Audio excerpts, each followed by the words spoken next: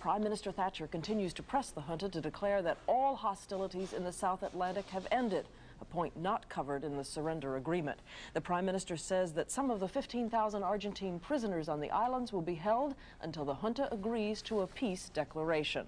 Mrs. Thatcher also made it clear that she has no intention of permitting any future Argentine role in the Falklands.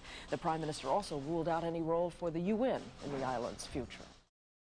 Major General Jeremy Moore, who commands British troops in the Falklands, said today that the Argentine regulars fought very well.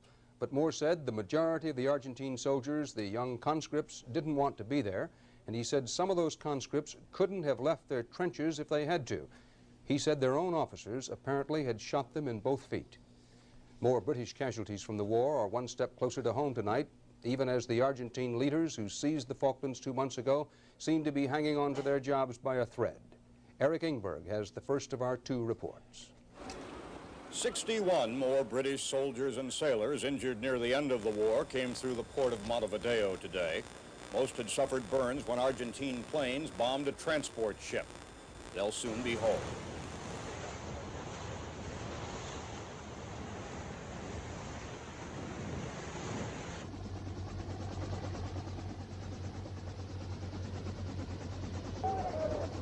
Loneliness.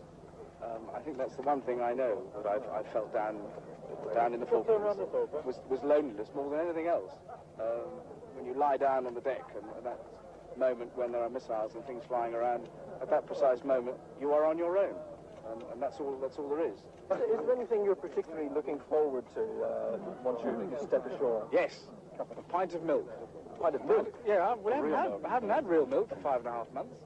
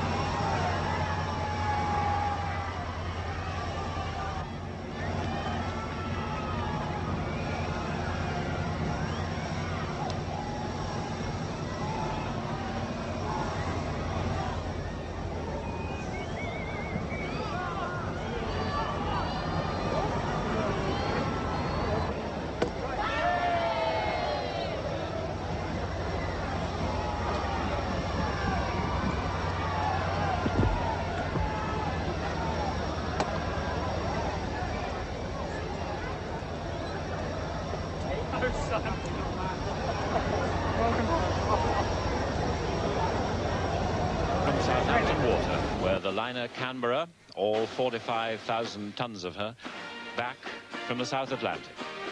A cruise which has lasted 3 months. She sailed from Southampton on Good Friday, April the 9th. And now she's back on June the 11th.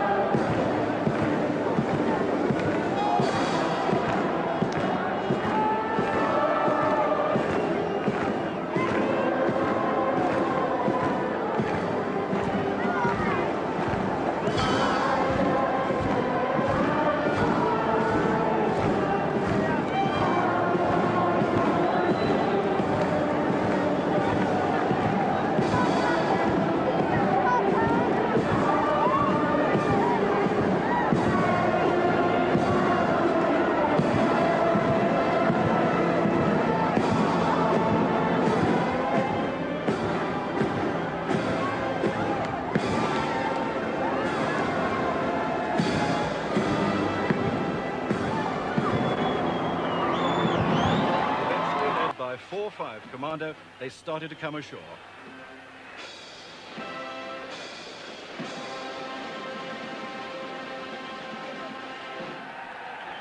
They had to run a gauntlet of roses.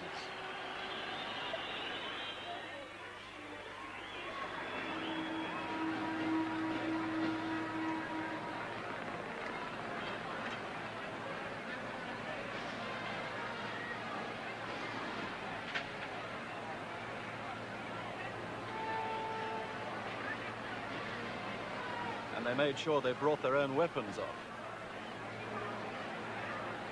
Canberra's crew came off from a separate gangway. They were all volunteers, including 15 girls. If you've known it was going to be as bad as it was, you'd still have volunteered to go? I'm not so sure after that change, San Carlos.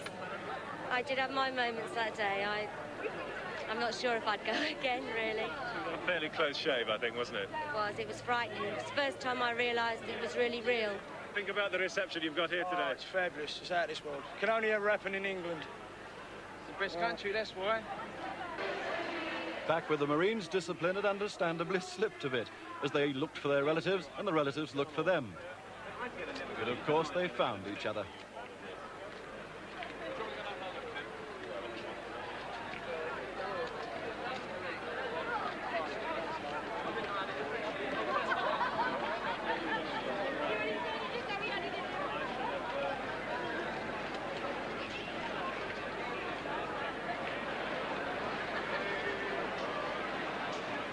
And there were those who actually had a whole coachload of relatives.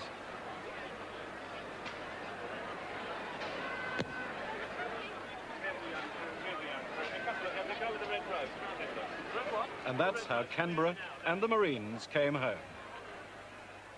Anthony Carthew, ITN, in Southampton. HMS Glamorgan returned today after 4 months at sea.